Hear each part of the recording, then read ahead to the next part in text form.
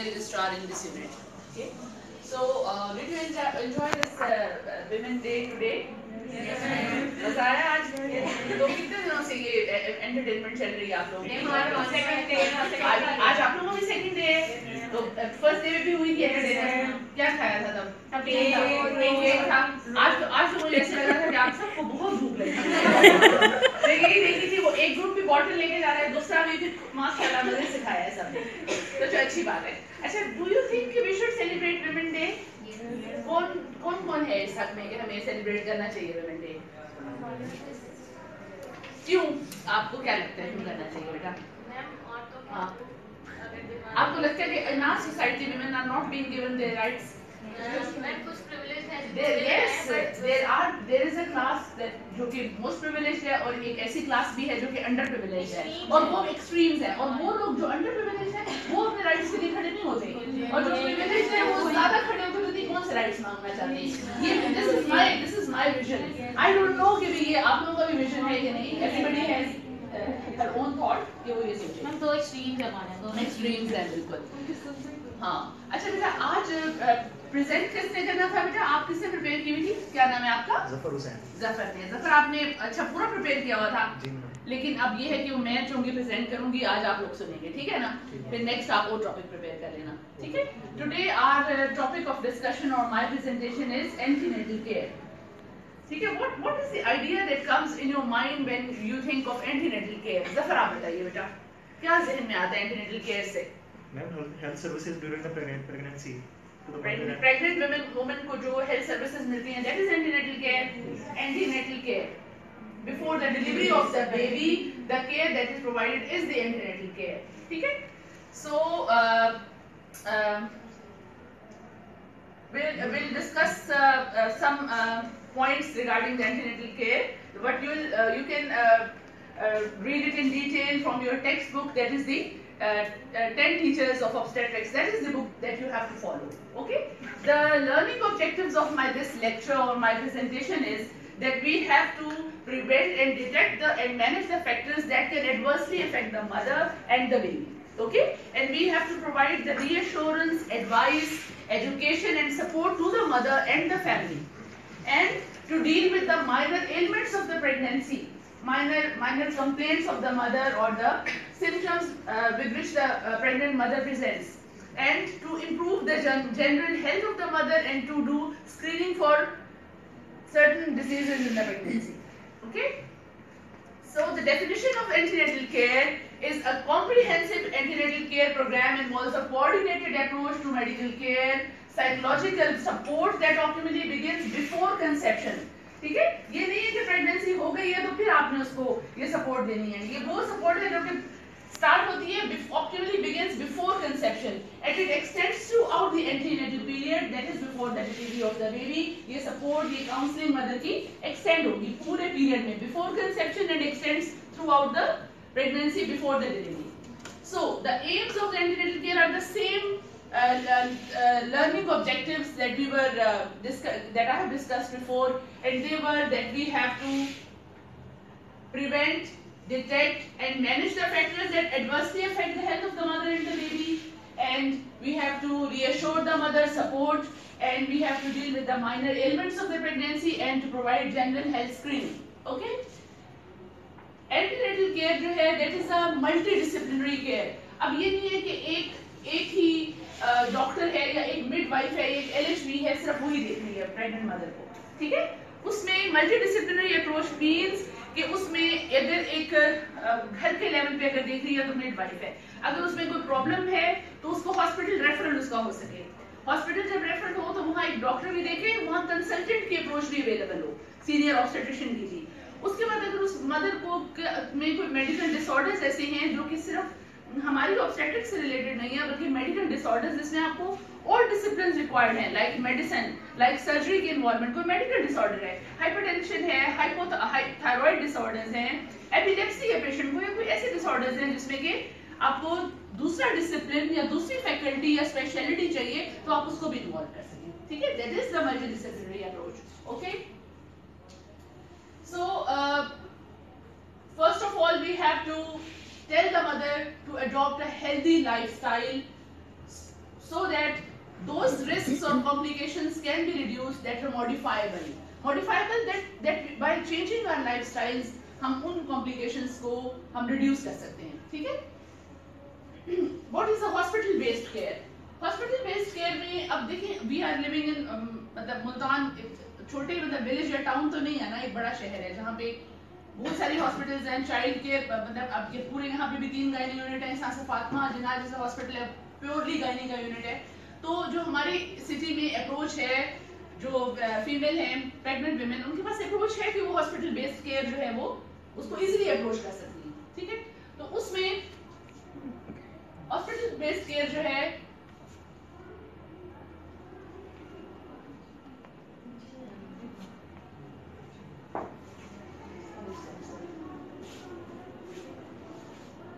ठीक है. अच्छा जी, इसमें हम सबसे पहले हमें क्या करना होता है कि मदर अपने कॉमन सिम्टम्स प्रेजेंट करती है कि जी मुझे नोजिया, ये कॉमन सिम्टम्स ऑफ प्रेगनेंसी है. Nausea we give to the patient, to the pregnant patient, or every pregnant patient more or less उसकी complaints होती हैं. नोजिया है, vomiting है, heartburn, constipation, swelling feet पे, backache, abdominal discomfort. That is a ultrasound scan report early pregnancy में, जिसमें कि हम बेबी को मेजर करते हैं और उसकी जो ये दिस इज द फीटस, ठीक है? फीटस को मेजर करते हैं. मेजर जो करते हैं ना उसको ग्राउंड रम्प लेंथ कहते हैं, ठीक है? जो छोटा early foetus in the first trimester है. This is the antenatal card. ये that I'll show you the antenatal card later when you go to the OPD. So the antenatal cards that we use here in the initiative. Have you done previously any gynae unit? Yes. You have done both, तो फिर तो आपको बहुत अच्छा idea होगा. देखिए मैंने antenatal cards, boys आप लोगों ने देखे antenatal cards? Have you field any antenatal card? नहीं फिल किया. देखा है कि उसमें एलएमपी से ईडीडी कैसे निकालते हैं, ग्रेविडा वेरा, सारा हिस्ट्री, ऑब्स्टेट्रिकल हिस्ट्री को कैसे फिल. बिल्कुल according to that antenatal card we are going to approach in the antenatal care, ठीक है? So the first thing, the symptoms of the pregnancy are the patient's common symptoms जो होते हैं, that is the breast tenderness, nausea, vomiting, there is amenorrhea, and then when the period is missed or the cycle is missed, it is confirmed by the urine pregnancy test or serum pregnancy test. Serum pregnancy test को क्या कहते हैं? Beta serum, beta HCG levels, ठीक है?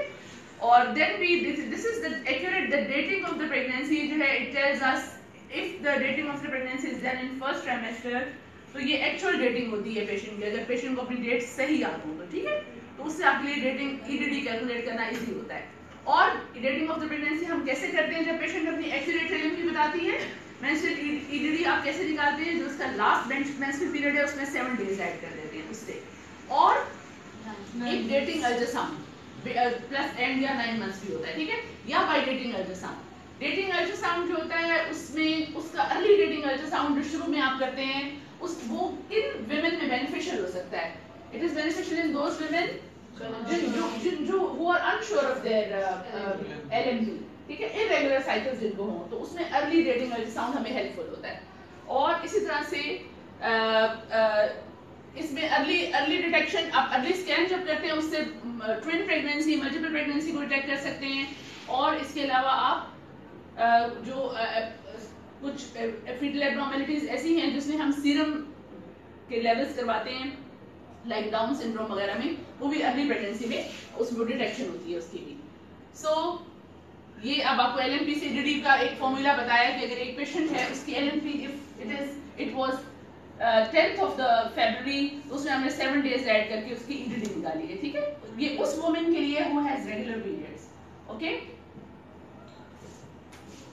सो अब आपको एक patient की एलएमपी देती हूँ. Suppose today is 10th of the February, 10th of the March 10th है, that is the 10th March है ना, तो उसकी एलएमपी थी 8th February पेशेंट की, ठीक है? वो अब आपके पास आज 10th March को आई है हमारे ओपीडी में, ठीक है? उसका साइकिल मिस हो गया रेगुलर साइकिल से 2 डेज अबव हुए, ठीक है? उसने अपना यूरिन प्रेगनेंसी टेस्ट किया, that was positive. So how would you calculate her EDD? आप बताएं बेटा, यू एट द एंड. हाँ, 9 months ऐड करेंगे. 8th of the February थी, ठीक है? 7 days ऐड. क्या बनेगी फिर? 8 plus 7 15 November. Just praise you again. 15th of the November 2020. ठीक है इस तरह से आप एक women who has a regular menstrual cycle उसमें आप फ्रॉम द एलएमपी से टू द ईडीडी आप कैलकुलेट कर सकते हैं। और बुकिंग हिस्ट्री में जैसे आपकी एंटीनेटल चार्ट के अंदर सारा बना हुआ होगा, आपने उसकी medical history, obstetrical history, gynaecological, family और सोशल हिस्ट्री लेनी है। मेडिकल हिस्ट्री में आपको you all know the medical disorders, that is diabetes की हिस्ट्री, हाइपरटेंशन की हिस्ट्री, और क्या हो सकता है हार्ट डिजीज की, रेस्पिरेटरी डिजीज की, साइकेट्रिक इलनेस, एपिलेप्सी, ठीक है, इन डिसऑर्डर्स की आप हिस्ट्री ले सकते हैं, या कोई मेडिसिन का इंटेक तो नहीं है। उसके बाद obstetrical history that is very important, ठीक है, कि प्रीवियसली उसके बेबीज जो थे उसकी नंबर ऑफ प्रेगनेंसीज कितनी हैं, उसकी प्रेगनेंसी का कोर्स कितना था, फुल 9 मंथ रही है या अर्ली डिलीवरी हो गई, उसकी टाइमिंग ऑफ द डिलीवरी क्या थी, उसका मोड ऑफ डिलीवरी क्या है, what is the mode of the delivery. जी बेटा, what is mode of delivery? C-section. Either it was a spontaneous vaginal delivery or Cesarean. it was a cesarean section, ठीक है, ये mode of delivery। ये पूछना क्यों important होता है, वैसे आपको क्या लगता है क्यों हम पूछते हैं mode of delivery? बिल्कुल, जो previous mode of delivery है वो हमें ये बताता है next pregnancy में that what mode of delivery we should adopt in this pregnancy, ठीक है। If she has previously cesarean section तो आप डेड श्योर है हमने अभी cesarean करना है। अगर उसकी प्रीवियस एसपीडीज हैं तो हम नॉर्मल वेजाइनल डिलीवरी की ट्रायल के लिए जा सकते हैं, ओके। और ये पूछना भी इंपॉर्टेंट होता है कि बेबी और mother was this pregnancy uneventful और इवेंटफुल। अनइवेंटफुल मींस नॉर्मल रही उसकी प्रेगनेंसी, उसकी डिलीवरी भी ठीक हो गई, बेबी भी ठीक बॉर्न था, कोई इशू नहीं था उसमें। और अगर कोई भी प्रॉब्लम था बेबी की, कोई स्टिल बर्थ थी, प्री टर्म डिलीवरी थी, मदर को कोई पीपीएच हुआ पोस्ट नेटल पीरियड में, तो वो सारा का सारा वो भी आपने सारा रिकॉर्ड उससे लेना ऑब्स्टेट्रिकल हिस्ट्री में। Then is the gynecological history। इसमें आप ब्रीफ gynecological history लेते हैं कि मदर का मेंस्ट्रुअल साइकिल कैसा है, रेगुलर है, डिस्मेनोरिया तो नहीं है, कोई हिस्ट्री ऑफ जेनिटल डिस्चार्ज तो नहीं है, last pap smear. Pap smear बहुत पूछते हैं, ठीक है बच्चे, इसलिए आपको पैप स्मेयर लेना हमने सिखाया था ना, हुई थी पैप स्मेयर में क्लास, अब आपको सिखाएंगे, ठीक है, पैप स्मेयर कैसे लेते हैं, ठीक है। पैप स्मेयर का gynecological हिस्ट्री में आपने पूछना है मदर से।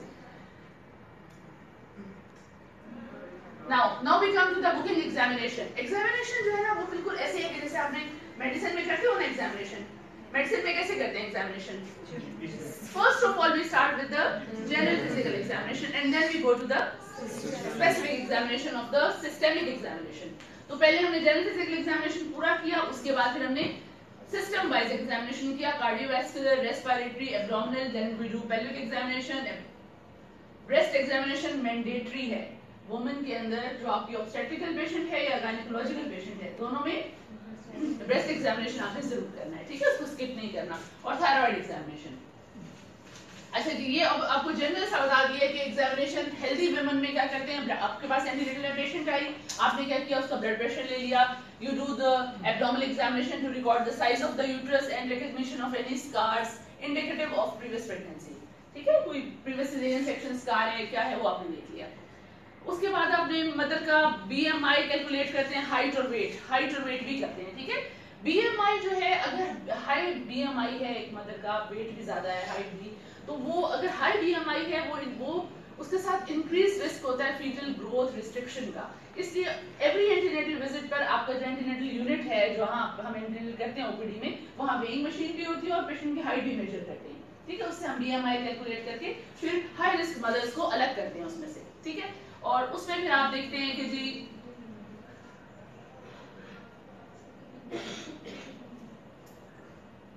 ठीक है, ब्लड प्रेशर और ये साइज हो गया, बीएमआई कैलकुलेट कर लिया, ठीक है। उसके बीएमआई कैलकुलेट करने में आप इसी तरह से उसमें फीटल ग्रोथ रिस्ट्रिक्शन में पता चल जाती है। और उसके अलावा कोई बीएमआई कैलकुलेट करते हैं आपको बीएमआई के साथ जो obese mothers, gestational diabetes, preeclampsia के साथ जो मदर्स होती हैं उनका भी बॉडी एडिमा होता है ज्यादा, ठीक है, वो हम हाई रिस्क मदर्स को उस पे कैलकुलेट कर देख लेते हैं, पिक करते हैं। उसके बाद फिर इसमें से यूरिन एग्जामिनेशन, हमारे पास जो ओपीडी है उसका जो एंटीनेटल वाला पोर्शन है वहां पे यूरिन डिपस्टिक टेस्ट हो रहा होता है, प्रोटीन यूरिया देख रहे होते हैं, ठीक है, बैक्टीरियूरिया भी करवा रहे होते हैं हम लोग, ठीक है। वो आप किस लिए देख रहे होते हैं कि UTI in pregnancy most common होता है, उसको रूल आउट करने के लिए। And these are the investigations that we do.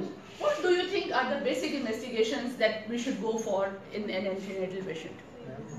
CBC उसका, ठीक और है, उसका ब्लड ग्रुप, RH स्टेटस, ठीक है, उसके अलावा उसका यूरिन यूरिन एग्जामिनेशन एग्जामिनेशन और rubella HIV, hepatitis B, anti-HCV, ठीक है, ये वो अगर हिस्ट्री है तो हर किसी में तो डाउन की स्क्रीनिंग नहीं करते ना, ठीक है। तो these are the basic investigations जिन्होंने बताई हैं वो हम करते हैं। और अगर जो ब्लड ग्रुप नेगेटिव मदर होती है उसमें क्या क्या करना चाहिए, उसमें एडिट क्या करते हैं, कुछ आइडिया है? एंटी-RH एंटीबॉडीज का लेवल देखते हैं और उसके अकॉर्डिंगली हम, और अगर पेशेंट को ब्लीडिंग हिस्ट्री हो फर्स्ट ट्राइमेस्टर में तो वो लगा सकते हैं, ठीक है। एंटी-डी फिर उसके अकॉर्डिंगली देते हैं। आइसोइम्यूनाइजेशन इवेंट्स, सेकंड मिसकैरेज 12 हफ्ते के बाद है, या एंटीपार्टम हेमरेज मदर को हो रहा है, APH हो रहा है, ठीक है। तो उसमें फिर आप एडिशनल एंटी-डी प्रोफिलैक्सिस देते हैं रिसस नेगेटिव विमेन को। रूबेला जो है ये ऑप्शनल है, रूबेला की जो आप करते हैं, ठीक है ना, स्क्रीनिंग भी। हेपेटाइटिस बी, ठीक है, हेपेटाइटिस बी की वर्टिकल ट्रांसमिशन फीटस में आकर कर सकती है, लेबर में भी, और ये तो टच होते ही जैसा जो मतलब जहाँ एंटीनेटल केयर एंटीनेटल ओपीडी में प्रोवाइड करते हैं। वी आल्सो डू HIV की स्क्रीनिंग भी, सिफिलिस, HCV करते हैं, सिफिलिस नहीं करते रूटीन में, anti-HCV करते हैं, ठीक है। अदर टेस्ट में ये डिपेंड करता है, अगर एक पेशेंट का थायराइड है आप उसकी थायराइड प्रोफाइल करवा सकते हैं, ठीक है, सिम्पटम्स है उसमें।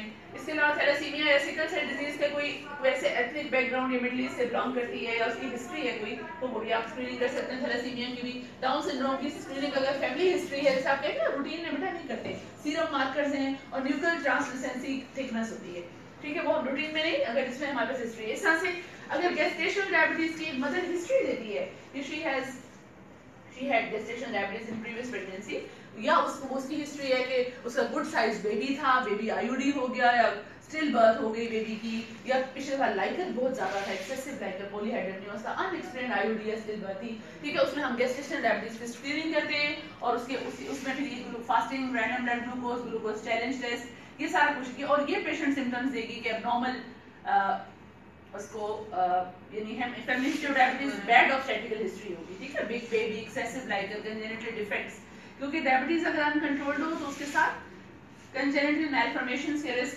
बहुत ज्यादा इंक्रीज करता है, ठीक है। अब फॉलो अप विजिट आपने कैसे करना है, कुछ है आइडिया कि कब कब बुलाना चाहिए, हर महीने बुला लेना चाहिए या हर 2 हफ्ते बाद बुलाना चाहिए, क्या आइडिया आप लोगों को? हाई रिस्क प्रेगनेंसी है फिर तो हम लोग कम इंटरवल में बुलाएंगे ज्यादा, एवरी 2 वीक्स, ठीक है। अगर हाई रिस्क प्रेगनेंसी नहीं है, नॉर्मल केस है, तो फिर हम लोग आफ्टर अ मंथ भी बुला सकते हैं,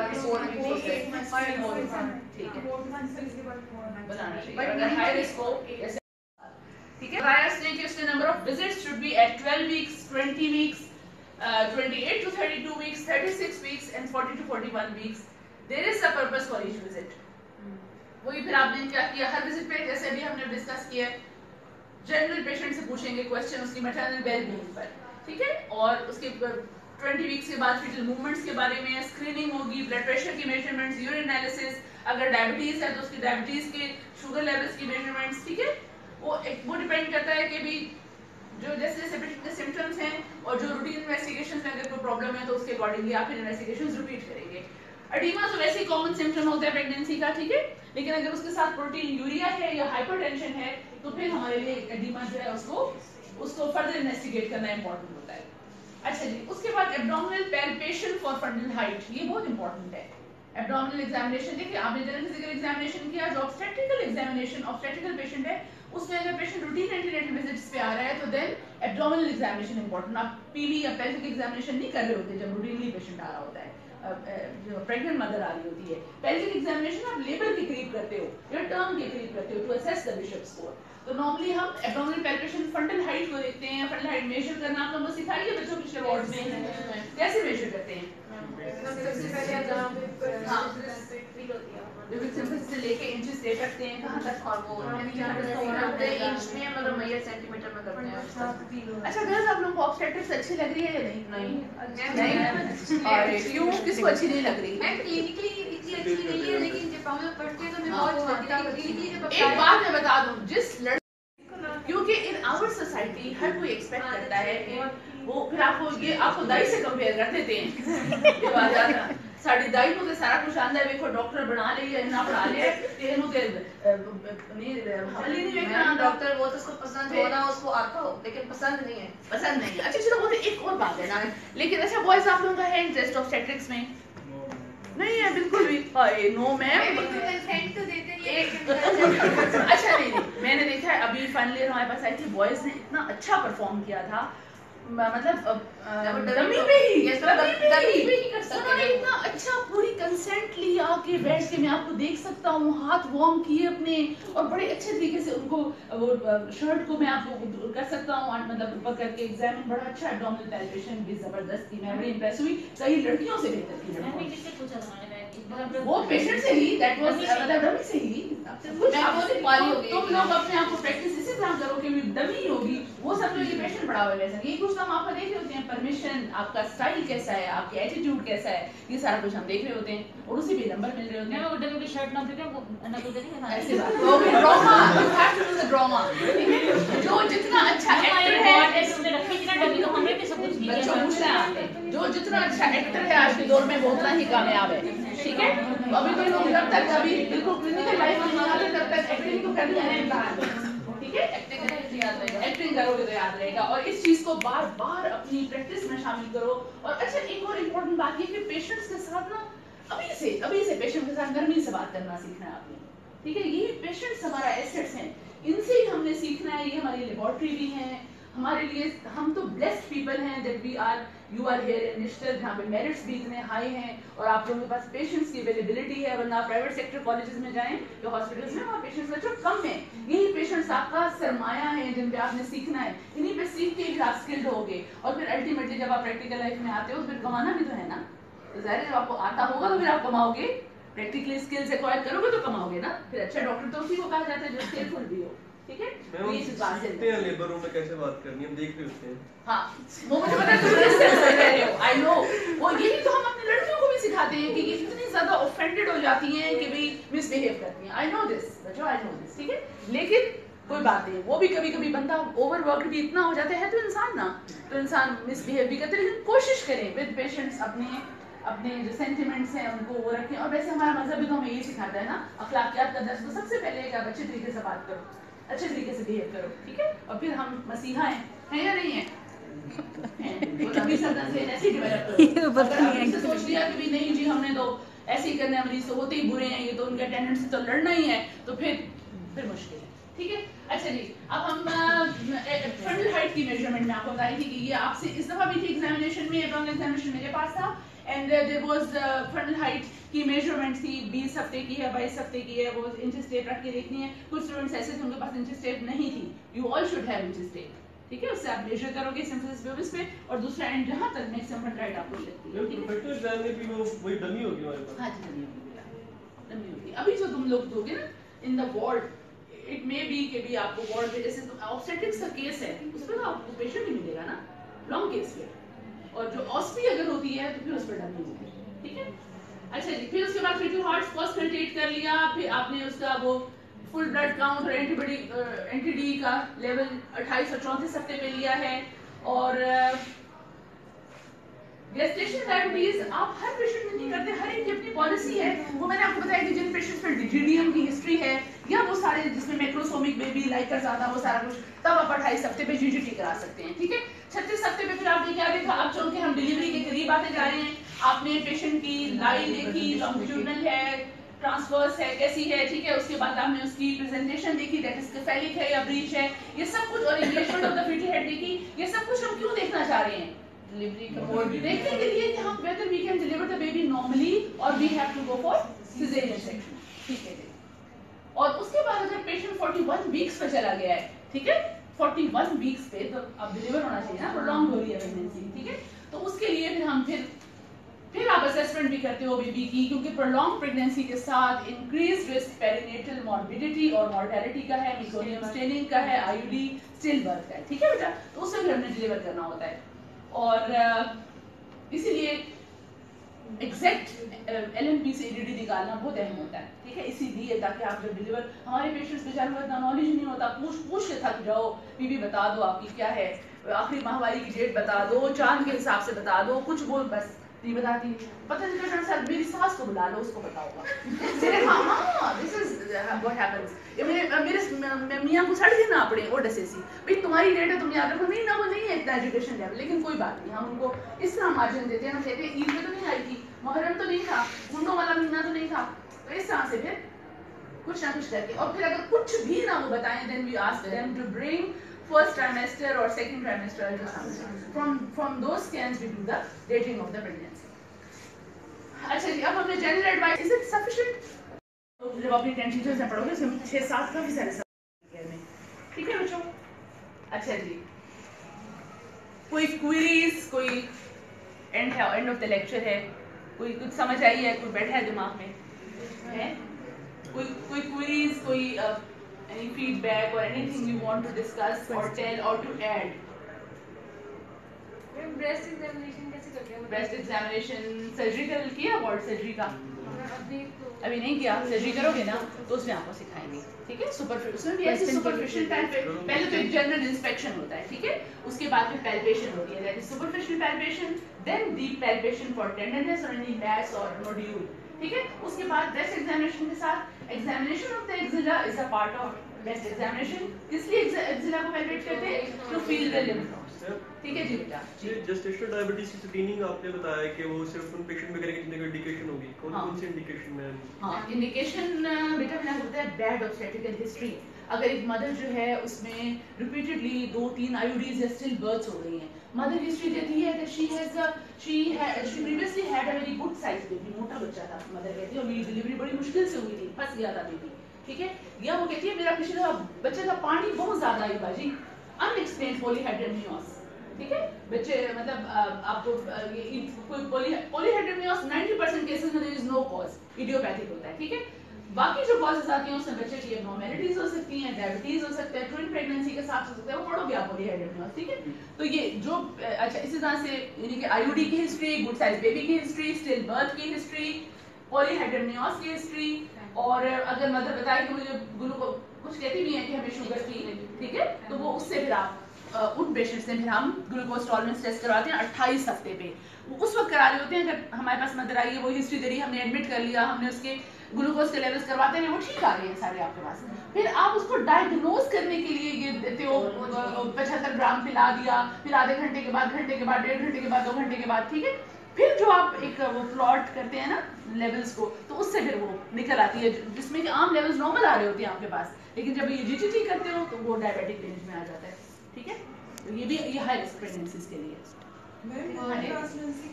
बाय हैंड रेजिंग, डॉक्टर ऐसा saying that by hand raising. Nuclear translucency जो है बेटा, ये टेस्ट है जो कि स्क्रीनिंग टेस्ट है, जो कि अल्ट्रासाउंड पे हम डाउन सिंड्रोम वाले बेबीज के अंदर जो ये न्यूक्लियर एरिया है इसकी थिकनेस देखते हैं, और this we people we don't do normal, जैसे हम गायनेकोलॉजिस्ट हैं हम लोग नहीं करते, जो रेडियोलॉजिस्ट प्रॉपर्ली ट्रेन्ड है नॉर्मली स्कैनिंग के अंदर वो लोग बेटा देखते हैं, और उससे मेरा ख्याल है अगर वो 5 mm से ज्यादा है, आप उसकी नॉर्मल 1.2 है, फिर वो देख लो, उसको पढ़ना किताब में पूरा आपका डाउन सिंड्रोम है, ठीक है? तो उससे ज्यादा अगर होगी तो वो जो है वो फिर उससे बढ़ जाएगा रिस्क डाउन सिंड्रोम का। फिर जब वो होगी उसके साथ फिर हम ऐड करते हैं प्लाज्मा के मार्कर्स को, PAPP है, 2-3 टेस्ट हैं, बीटा एसिजी इनहिबिन, ये सारे 2-3 मार्कर्स को ऐड करके फिर एक इंटीग्रेटेड टेस्ट, और वो टेस्ट के साथ कंबाइन करके फिर आप डायग्नोज करते हो। और ये जो डाउन सिंड्रोम है ये एल्डरली मदर्स के अंदर ज्यादा होता है, या कुछ एथनिक ग्रुप्स ऐसे हैं उनके अंदर भी ज्यादा होता है, कुछ फैमिलीज में अगर डाउन बच्चे हैं तो उसमें फिर आप स्क्रीनिंग जरूर करेंगे, ठीक है? ये आपने यही तो है एंटीनेटल केयर का एम कि किसने बच्चों किस प्रेगनेंसी को आराम से जाने देना है, कोई इंटरवेंशंस नहीं करनी, और किस में आपने पिक करना है, ठीक है? और खासतौर से जब आप टेरशरी रेफरल में हैं आप पिक ना करें तो ये जाती है फिर, ठीक है ना? इसलिए एंटीनेटल कार्ड्स को फिल करना बच्चों सीखो, कल के एचओज हो आप हमारे, ठीक है? अच्छा, feedback, I haven't the written paper for feedback, ऐसा देन ओके, नॉर्मल आ सकता है, ऐसे होता है, आरबीएस नॉर्मल आ रहा होता है, फास्टिंग भी नॉर्मल आ रहा होता है, आपके पास ये सारी पेशेंट की प्रीवियस ऑब्स्टेट्रिकल हिस्ट्री जो है उसके जैसे मैंने अभी 5-6 पॉइंट्स बताए हैं वो आपके सामने होते हैं, फिर आप उनमें जरूर करते हो ओजीटीटी, जब वो करते हो जो आधे घंटे से पिलाते जाते हो तो वो लेवल्स ही रेंज आ जाते हैं आपके पास, ठीक है? फिर आपको पता चलता है कि अंडरलाइन ओवर्ट यानी आप इस तरह से ओजीटीटी करते तो ओवर्ट हो जाती है, ठीक है? तो वो आपने खुद पेशेंट को फिर पिक करना है, क्या है पेशेंट 2-3 रिकरेंट आईयूडीज के साथ आते हैं तो उनके लिए डायबिटीज निकलती है, और बच्चों एनीथिंग आपने नहीं पूछा कुछ? क्या नाम है आपका? आमना चुप है, बाकी सारी एक्टिव है। ये भी बहुत एक्टिव है बच्ची, और ये तो बहुत ही एक्टिव है। ये एक्टिव नहीं। अच्छा, पूछना चाहिए बच्चों, अच्छी बात होती है पूछना। क्वेश्चन बहुत ब्रीफ था, हम लोग को बहुत अच्छे से समझ और आई। मैं पहले भी 2 अवार्ड लेक्चर किया तो हमको बता रही थी आइडिया हो गया बेटा। और अभी आप जब when you go to the OPDs, antenatal OPD, you will do the chart filling। antenatal card को जब फिल करोगे ना, फिर तुम लोगों को और ज्यादा समझ आएगी कि भी antenatal का OPD है किस लिए बेसिकली। ठीक है, सिंपल सी बात है, हामला औरत है, LMP से EDD निकालो, ग्रेविडा पैरा एबॉर्शंस निकालें, उसके बाद उसके बच्चे देखें, ऑब्स्टेट्रिकल हिस्ट्री का रिकॉर्ड के कितने बच्चे अलाइव हैं, किस रूट से डिलीवर हुए, पिछली प्रेगनेंसी इवेंटफुल थी, अनइवेंटफुल थी, मोड ऑफ डिलीवरी उसका क्या था, और उसके अकॉर्डिंगली आपको जो हाई रिस्क है वो पिक करोगे। और एक और अहम बात कि ओपीडीज में हम अपने जो हमारे एक्चुअल्स हैं, हमारे पीजीज हैं, हमें ये कहते हैं कि अब देखो that is the tertiary referral centre है ना, तो हम कहते हैं कि आप उनको कौन सी केयर अवेलेबल है, कंसल्टेंट लेड केयर है ना यहाँ पे, ये सीनियर्स अवेलेबल है आपके पास, आपको कोई भी इशू है, कोई चीज समझ नहीं आती, आपके सीनियर अवेलेबल है, आप उनके साथ डिस्कस करके उनका ओपिनियन को ऐड करें बीच में। ठीक है, ये कोई मिडवाइफरी वाला तो सिस्टम नहीं है ना यहाँ पे।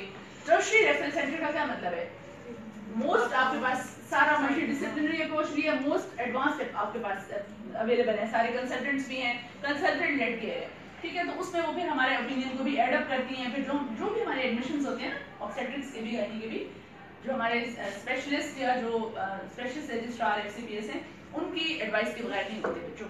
वो गाइड को देते हैं, बताते हैं कि आप ये पेशेंट हाई रिस्क है, आपने एडमिट करना है, जिसकी जो भी डिलीवरी प्लान होती है फिर आपने। ठीक है, ऐसे कार्ड होते हैं एंटीनेटल वाले, ये ओपीडी में बनते होते हैं या अलग से? ओपीडी में बनते हैं बेटा, antenatal card always in the OPD. अब आपने आज तो तुम लोगों का लेक्चर वैसे यहाँ है basically on the OPD day, या हमारा एंटरटेनमेंट भी थी, you should go to OPD, और ओपीडी में जाके फिलिंग करो। और क्योंकि ये हिस्ट्री चार्ट में तो ऐसे ही होता है जैसे एंटीनेटल कार्ड। हाँ, हिस्ट्री चार्ट नहीं, वो थोड़ा डिफरेंट होता है इससे, वो तो आप हर विजिट पे जब आएगी ना पेशेंट, वो हर मंथ के हर विजिट पे आप एंटर करोगे उसको, वो से डिफरेंट होता है। जो एडमिट जो हो जाता है वो तो फिर पेशेंट एक कंप्लेंट के साथ और एक आपने सॉल्व करना है ना इशू उसका, उस लिहाज से होता है। ओके, ठीक है बच्चे, thank you. Are you going to take the other class, do you have the stamina?